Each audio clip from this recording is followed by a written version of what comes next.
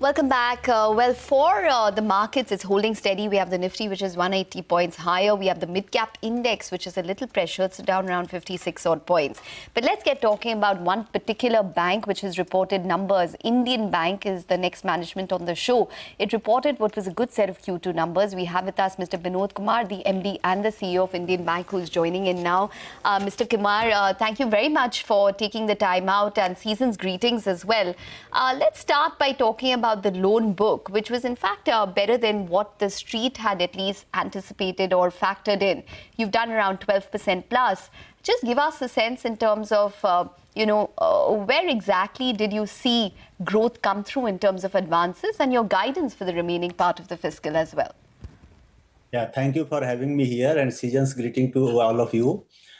Loan growth has been better than whatever we have expected. We have given guidance of 12%, but it is 12.65%. Main driver of the credit is RAM. RAM sector, if you see, my growth in retail is 18.58%, whereas in agriculture it is around 14%, and MSME also around 14%. Even corporate book, which grew last quarter 1%, it has grew by 5%. So major driver is the RAM. And we are also seeing some green shoot in the corporate book, in particular in few of the sectors like green finance, data warehousing, smart metering. Some road projects are also coming, and coming quarter or maybe coming half year, I am seeing good traction for the ports also. So what does that mean in terms of the remainder of this year and their advances growth? If you could give us a sense on that. And also, as the RBI has cut rates, the street expects maybe a cut more maybe going forward. What are your projections on NIMs for the second half of this year? Yeah, so guidance I have given guidance of 10 to 12%, and I stick to that. We may do little better than that. Got it. 12%. Yeah, and on NIM, assuming there is a no rate cut, then I think if you see this quarter, my NIM has only 1 basis point contraction was there. So similar 1 or 2 basis point contraction I am seeing in the next quarter, and thereafter it should start going up if there is no rate cut. But if there is a rate cut, which is the environment for which is benign, if you see the CPI, etc. is good, but only thing, growth numbers are also good. So timing will have to see when rate cut comes. But when rate cut comes, there will be some further contraction on the NIM. Okay, you're saying there will be some further contraction if there is a rate cut. So what's the percent of your repo-linked book, if you could help us with that as well? And what would be the impact? If there's a 25 basis point cut, then what would be the impact in terms of your NIMs? Yeah, so my 48% of the loan book is linked to external benchmark, repo rate. Going forward, I can see if a 25 basis rate cut is there, then impact on NIM maybe by 5 to 7 basis point. Because some MCLR book will again reprice in Q3, so impact of that will also come. Okay, well, some positive news which has come in for NATCO, where the Supreme Court has in fact dismissed the plea which was filed by Roche with regards to a spinal atrophy drug that NATCO had launched and Roche had challenged. So that means that it's a positive for patients which has come through, where patients will be able to access the drug at around 16,000 odd rupees as compared to Roche's, which was up to around 5 to 6 odd lakhs. So it's a big relief which has come in for patients.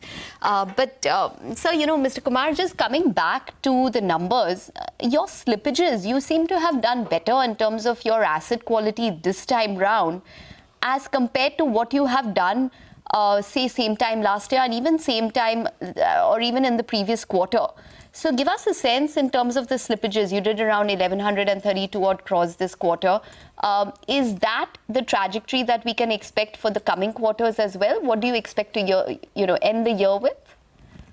Yeah, if you see my H1 last year, Q2 last year was 1.06%. This year it is 0.79. Sequentially also it has come down from 0.94 to 79. And going forward, this trajectory will be maintained because we have used some using AI, agentic AI also we are using for the slippage. So account as and when it slips to say SMA 0 itself, even SMA 0 we have bifurcated into two categories, 0 to 14 days and 15 to 30 days. So we are making concerted efforts on that. That's why I expect trajectory to be continued. All right. So you expect the asset quality improvement trajectory to continue, 10 to 12% loan growth, which you believe has chance of hitting the upper level of that guidance, and at the same time, you don't see a big change in your NIMs. Even if there is a rate cut, it will be about 5 to 7 basis points in terms of an impact. Final question then, in terms of capital raising, what's the kind of CRAR that you're at right now? And do you have any plans to raise capital in the very near future? We are well capitalized, 17.31. And profit of Q1, Q2 is not added back when we are taking calculation of the CRR, because that will be added at the end of the year. So I don't see any need for the capital raise, but we have board approval of QIP of 5,000 crore. So if we see some good opportunity, then we may go for QIP. But as of now, there is no plan. And you aren't seeing any opportunity for acquisitions as well right now. There's nothing on the table, right? No, nothing. There's nothing on the table right now. All right.